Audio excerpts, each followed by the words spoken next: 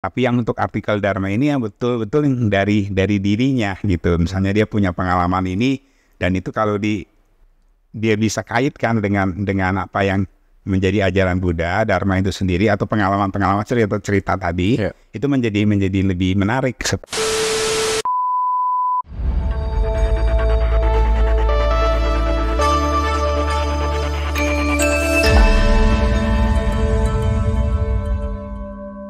Semangat pagi, namo sayang di budaya, namo budaya Bro Akyong. Namo budaya. Saya panggilnya Bro Akyong ya. Henry Gunawan Chandra, nama Wisudi Wijaya Putra ya. Sutawijaya. Sutawijaya terbalik ya, Sutawijaya. Nah ini cocok ini. Cocoknya Suta. Suta itu pengetahuan yang ditulis. Lah mungkin kita diskusi juga tentang menulis naskah dhamma. Karena saya melihat di website Budayana ini paling banyak nih. Paling banyak tulisan Bro Akyong. Kira-kira ada tips gak cara menulis naskah? Oke. Jadi kalau menulis naskah Dharma itu sebetulnya lebih mengalir aja dulu ya. Jadi mengalir dulu aja. Jadi apa yang ada di dalam benak kita yang mau kita sampaikan itu kita yang dituangkan ya. Tuangkan dulu aja. Itu nanti setelah itu kan kita pasti akan mengedit ulang dong, ya tidak langsung semua apa yang kita itu langsung kita terbitkan kan. Kita akan nambahin lagi, oh ini kurangnya di sini, ini tambah apa lagi. Nah uniknya kalau naskah Dharma itu kan memang selalu ada kita harus selalu mengisinya dengan nilai-nilai Dharmanya itu kan ya. Jadi kita harus mengambil kutipan-kutipan yang sesuai seperti itu ya. Jadi tidak hanya cerita kita sendiri aja gitu. Nah tapi justru kalau yang di kita di aplikasi Budayana dan misalnya Budayana itu kan kita memang membuat model artikel Dharmanya itu yang lebih bercerita, bukan yang tekstual yang kan banyak tuh ya. Jadi artikel. Jadi artikel gitu kan. Kalau itu kan banyak juga yang versinya. Memang ini ada beberapa versi sih. Banyak juga yang senang juga versi yang misalnya hanya formal sekali ya, yang udah menyampaikan ini di ini apa isinya gitu kan. Ada juga yang senang baca seperti itu. Tapi yang khusus di yang artikel Dharma itu kita pingin itu lebih mengalir, pure dari dia sendiri gitu ya. Jadi dia punya cerita, dia punya pengalaman, dia punya ide, dituangkan, kemudian ditambahkanlah dengan nilai-nilai Dharmanya dan kutipan-kutipannya seperti itu. Kutipan-kutipan yang dari kitab suci atau Tripitaka itu bisa berupa cerita ya. Iya. Ataupun langsung ya. Betul, bisa berupa cerita, bisa berupa satu teks lain gitu, teks lain tuh. Jadi sejarah Siddhartha atau menjadi Buddhanya bisa kita ambil juga. Betul. Karena pasti ada pengalaman yang berulang. Iya, karena apa yang Siddhartha proses kehidupan Siddhartha sebagai perumah tangga tentu ada sebagian kita alami juga. Iya betul. Nah ini momennya mungkin memang dekat Waisak kan ya. Jadi cocok juga sih kalau bahas mengenai ini ya. Kita menuangkan cerita itu tapi yang dari pengalaman kita gitu kan ya. Jadi bukan yang apa kita baca. Kalau yang kita baca kemudian kita tulis ulang itu kan sudah banyak gitu ya. Dan itu kan orang bisa cari, bisa dapatkan di banyak media yang lain. Tapi yang untuk artikel Dharma ini yang betul-betul yang dari dirinya gitu. Misalnya dia punya pengalaman ini dan itu kalau dia bisa kaitkan dengan apa yang menjadi ajaran Buddha, Dharma itu sendiri atau pengalaman-pengalaman cerita tadi, itu menjadi lebih menarik seperti itu. Nah, sekarang yang lebih lanjut pertanyaannya, kenapa harus menulis? Iya, memang ini mungkin beda ini kali ya, kita zamannya kali ya. Walaupun katanya zaman sekarang ini sudah mulai menuju ke arah yang lebih visual, ya semua lebih banyak yang menonton seperti itu ya. Tapi yang menulis itu mestinya juga masih menjadi bagian penting gitu ya. Ide-ide itu kalau dituangkan dalam bentuk tulisan gitu ya, menjadi seperti kayak ada karya lah seperti itu ya. Kita itu kalau kita pandita kan Dharma Duta kan sering kita sharing, membawakan berbagi pengalaman gitulah ya, dharma gitu. Itu kan kita biasanya membuat note-note gitu ya. Nah, kalau zaman sebelum ada PowerPoint kan kita membuat catatan-catatan kecil, ya ringkasan-ringkasan seperti itu kan, poin-poin. Tanda kutip contekan. Betul, tanda kutip contekan.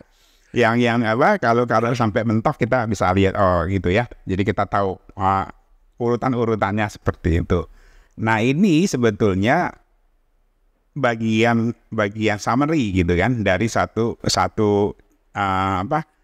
artikel. Nah, jadi sebetulnya kalau kita terbiasa untuk berceramah yang baik, harusnya kita memulainya dari persiapannya itu adalah mempersiapkan itunya dulu, materinya dulu.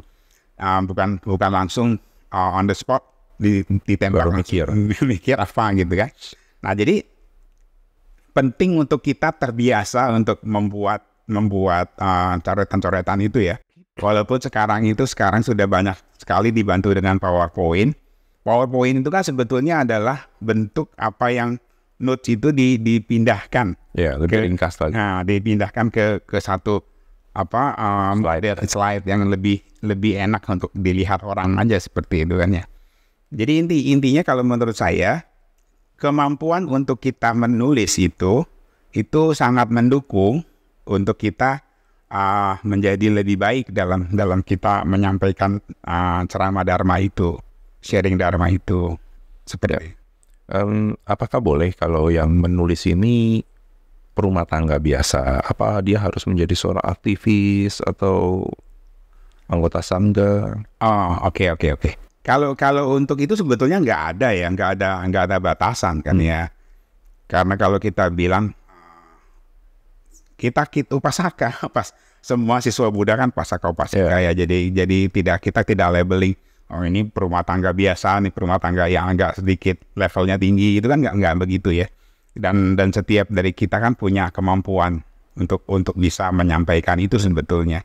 Jadi nggak ada batasan lah. Mesti apakah harus biku ataukah harus sudah panditanya udah harus pandita yang UAP belum boleh, nggak juga, nggak ada cerita seperti itu.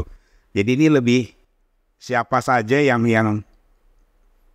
punya ini kemampuan dan punya keinginan sebetulnya untuk menuangkan ide-idenya ke dalam bentuk tulisan, itu siapapun boleh. Sebetulnya untuk naskah dhamma sendiri ini atau menulis naskah dhamma itu kan mengekspresikan kan sebetulnya. Pengalaman, apa yang dipikirkan, betul, fenomena yang dia lihat, dia dengar, dia tonton. Iya. Ada yang seperti itu, Jadi ada yang memang pengalaman langsung gitu ya. Contohnya saya itu biasa menulis itu kalau ada tertrigger dengan sesuatu gitu ya. Misalnya lagi dengerin musik misalnya, mendengarkan lagu. Lagu ini lirik kata-katanya cocok nih, kalau ternyata bisa dikaitkan dengan ini dan enak didengar. Selain enak didengar, ada maknanya seperti itu. Nah, kemudian dari kata-kata di musik itu misalnya, saya bikin ini jadi apa kata-katanya seperti itu, dirangkai menjadi satu artikel. Kalau kemarin beberapa artikel yang lain itu ada pengalaman pribadi juga. Ya, kayak terakhir terbit itu kan juga ada pengalaman pribadi teman kita yang ikut Pabaja misalnya, dia menuangkan dalam bentuk artikel dharma. Itu menarik sekali. Jadi apa yang pengalaman itu dituangkan, kemudian dia mengambil kutipan-kutipan yang sesuai itu dimasukkan ke dalam artikel dharmanya. Itu menjadi satu yang sangat menarik. Jadi banyak juga orang yang senang kalau baca itu kan, jadi ngalir ya. Ini pengalaman gitu. Jadi nggak selalu monoton, harus yang teks script lah gitu ya. Bukan itu, lebih yang pengalaman pribadi itu justru yang jauh lebih menarik. Ya, sebetulnya bagi penulis itu sendiri, si penulis, manfaatnya apa sih? Manfaatnya ya, selain karma baik ya. Manfaatnya banyak sebetulnya ya. Kalau untuk melatih tadi kan ya, melatih ide-ide itu untuk kalau keluar latih untuk ditulis. Kalau bisa dikumpulkan jadi satu koleksi, itu kan menjadi karya gitu kan ya. menjadi karya banyak walaupun zaman sekarang mungkin bentuknya terbitannya tidak perlu dalam bentuk buku yang Hard copy. hard copy ya, bisa jadi dalam bentuk copy, yang ya. soft copy, tapi itu kan bisa dijadikan satu Jadi e-book. ya seperti itu. Jadi orang anytime bisa baca lagi, dan itu ya menarik juga kalau misalnya apa ya, orang bisa oh iya waktu zaman itu ternyata kondisinya begini gitu ya. Karena mungkin yang bacanya bisa 5-10 tahun yang akan datang baca oh ternyata 10 tahun yang lalu itu kondisinya seperti ini. Ya, karena dalam gaya penulisan biasa ada menceritakan situasi. Kondisi Ya. Dan kalau saya ditanya seperti itu, saya akan menjawab bahwa untuk kita ya. itu menjauhkan kita dari Alzheimer.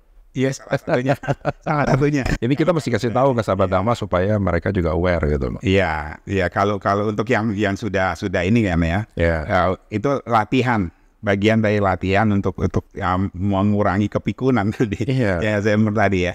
Ya karena kan banyak macam-macam ya, banyak teman-teman seperti kalau misalnya senior kita itu mengisi hari-harinya itu dengan latihan menulis gitu kan ya, menulis bahasa Mandarin gitu ya, kaligrafi itu juga latihan untuk ini. Nah ini juga menuangkan ide-ide di dalam tulisan itu kan juga bagian dari itu ya.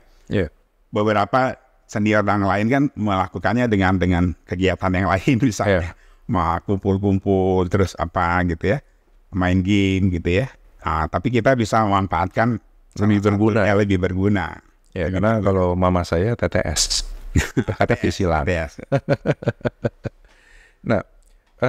Sekarang kalau kita kaitannya dengan naskah Dhamma Selama menjadi karya, sesungguhnya tadi ada kutipan ini apakah menjadi satu keharusan? Karena terkadang orang mungkin kesulitan ya bagi beberapa sahabat Dhamma mengkaitkan pengalaman pribadinya kemudian dikaitkan dengan pengalaman Buddha, terutama yang tertulis dalam kitab suci. Ada tips ya untuk cara menghubungkannya nih kedua hal ini? Ada dua cara sebetulnya. Yang pertama seperti tadi yang di awal itu saya sampaikan, ditulis aja dulu, ngalir dulu aja, nanti begitu sudah jadi naskah pokoknya udah jadi, baru kepikiran ini yang cocok tuh adalah yang ini, poin-poin apa dari Dhamma yang ini gitu kan, yang bisa diambil dari sutra mana. Tapi ada juga yang mulainya dari misalnya dia ingin menyampaikan sesuatu misalnya mengenai topik kematian lah atau topik apalah gitu ya. Tapi dia punya pengalaman tertentu tuh dengan ini misalnya kan, sehingga dia sudah tahu topiknya dulu, kemudian dia menggali dengan yang dia sampaikan dengan caranya dia, dengan pengalamannya dia. Seperti itu. Jadi ada dua versi sebetulnya cara pendekatannya. Bisa apa yang langsung kepikiran dengan lagi moodnya datang gitu ya, lagi kepikiran mau apa, dibuat dulu, diketik dulu. Kalau sekarang kan nggak ditulis lagi lah ya, langsung diketik misalnya. Ditulis dulu lah pokoknya intinya, kemudian baru dicarikan padanannya gitu ya, sumber-sumber yang cocok dengan itu. Atau memang dari awalnya dia sudah saya pingin cerita topik ini deh, misalnya dekat-dekat Waisak nih, kayaknya menarik sekali kalau kita bahas mengenai teladannya Siddhartha Gautama misalnya gitu. Nah jadi dia bisa bercerita itu dalam sisi yang tertentu gitu kan. Karena teladannya Buddha Gautama itu kan banyak sekali pastinya kan, dari sekian puluh tahun, dari pengalaman dari kecil saja sampai 80 tahun lah cerita Gautama Buddha itu kan pastinya banyak sekali cerita yang bisa kita ada satu sisi perspektif ya, satu sisi aja, satu poin aja misalnya pada saat dia remajanya atau poin mengenai misalnya yang pada saat di Dewadatta memanah angsa itu misalnya seperti itu juga satu cerita yang menarik kalau bisa dikaitkan gitu, diceritakan dengan dikaitkan dengan pengalamannya, kejadian yang terjadi saat ini seperti itu. Tapi boleh pakai teknologi kan? Maksudnya menulisnya dengan ChatGPT. Oh iya ada juga sih, itu salah satu yang mungkin zaman sekarang ini menjadi sesuatu yang banyak membantu seperti itu. Jadi kalau sahabat Dhamma muda ini nulisnya pada repot-repot, udah teknologi. Teknologi.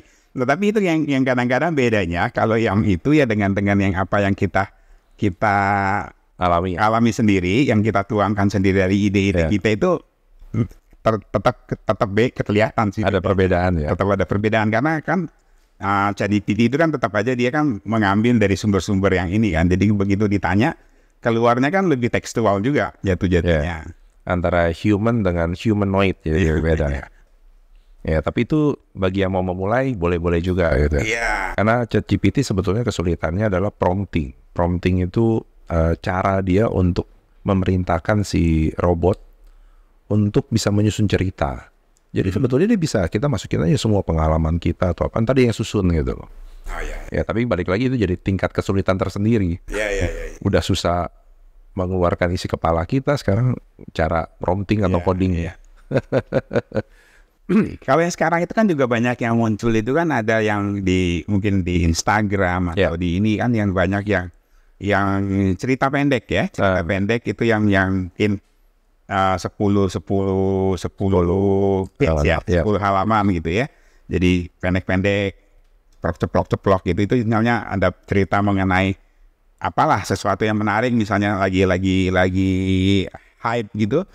Bisa dikaitkan dengan ide, kemudian dengan apa sabda-sabda Buddha gitu kan, itu juga sekarang banyak muncul ya. Model seperti itu.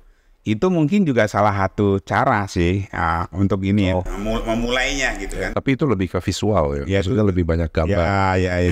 Karena mungkin memang zaman sekarang banyak orang yang juga senang lihat visual sih. Begitu, jadi ada tambahan di belakangnya itu backgroundnya lebih menarik.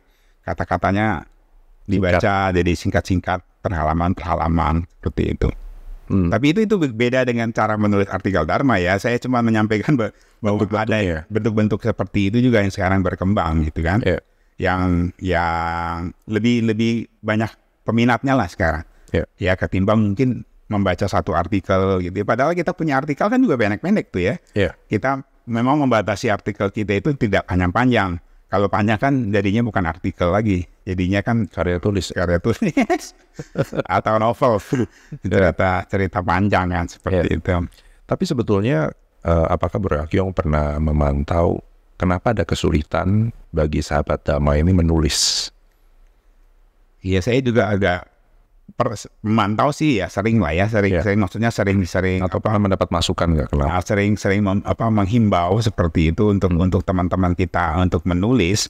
Tapi memang mungkin menulis ini menjadi satu, seperti tadi Pak Krishna tadi sampaikan ya, Bro Krishna sampaikan bahwa ada tantangan tersendiri seperti itu. Jadi menjadi apa ya, sesuatu yang agak dua tiga kali kerjaan gitu ya. Nah, kalau misalnya kita sharing Dharma kemudian kita hanya menuangkan dalam PowerPoint itu kan intinya kita tinggal kita masukkan udah jadi seperti itu. Apalagi kalau kita sudah banyak membuat PowerPoint itu kan topik tertentu, tinggal kita di sini cocok yang dari sini, ambil dari sini, dikumpulkan sudah jadi gitu kan. Nah, kalau untuk menuangkan dalam tulisan itu kan perlu ada sedikit apa ya, kita bilang art gitu ya, seni ya. Jadi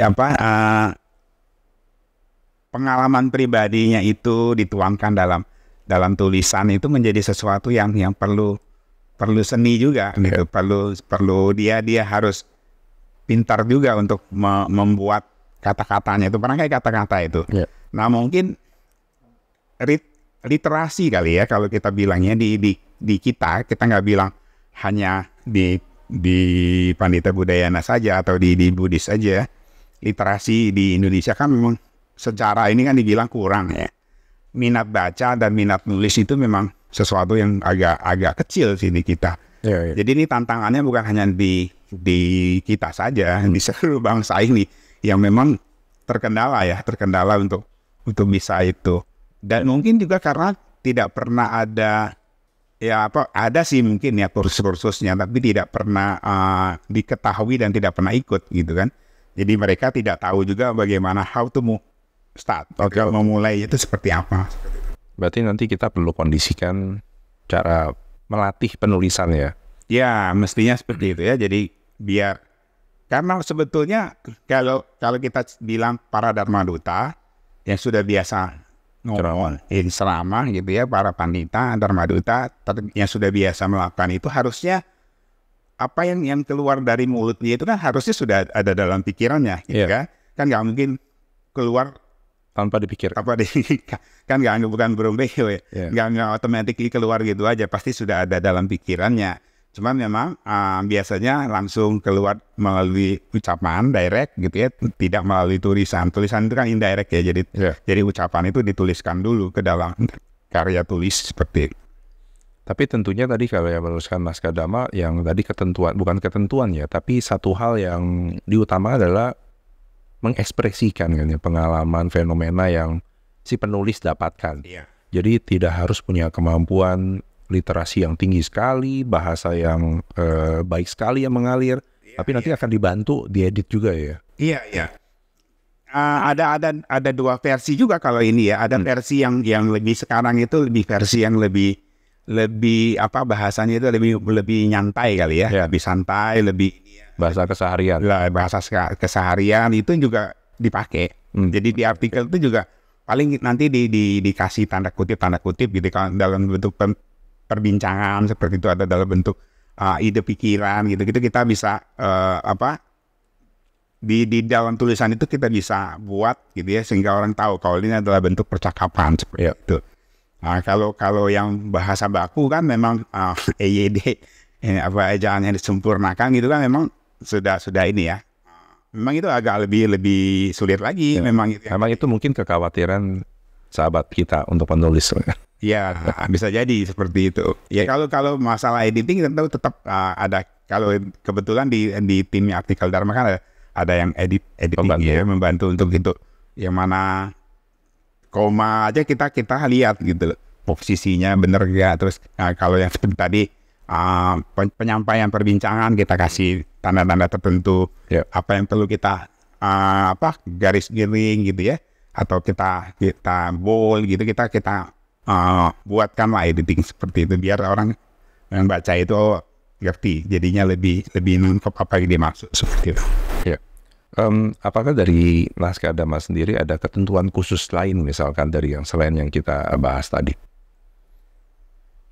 Mestinya nggak ada ya. Jadi kalau yang di kita itu kita cuman itu tadi saya bilang ada beberapa model, ya, beberapa model ya. Ada mungkin yang modelnya pinginnya yang naskah Dharma itu yang betul-betul mungkin kita bilang 80% itu isinya ini gitu ya, Dharma gitu kan, 20%-nya baru cerita-cerita penjelasan gitu ya.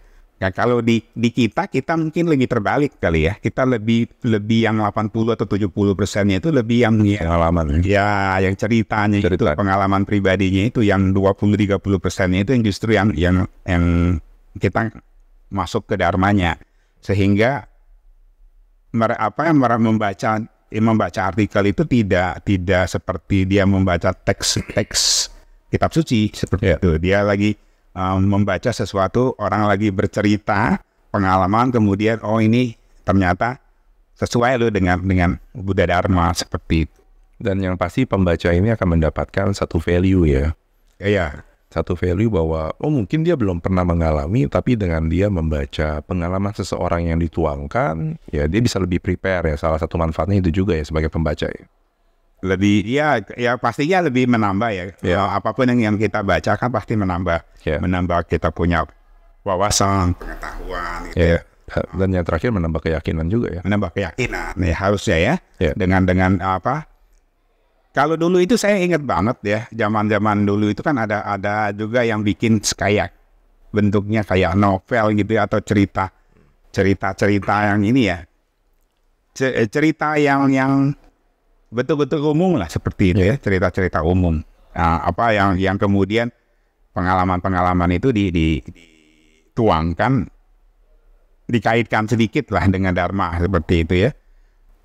Jadi kayak pengalaman pribadi atau cerita-cerita yang dia rasa baik gitu ya, untuk dia kemudian dia tuangkan lagi dengan tambahan dari pemikirannya gitu ya, kemudian dijadikan satu artikel sendiri seperti itu.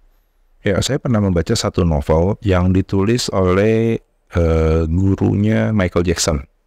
Ya, judul novel juga keren, Buddha.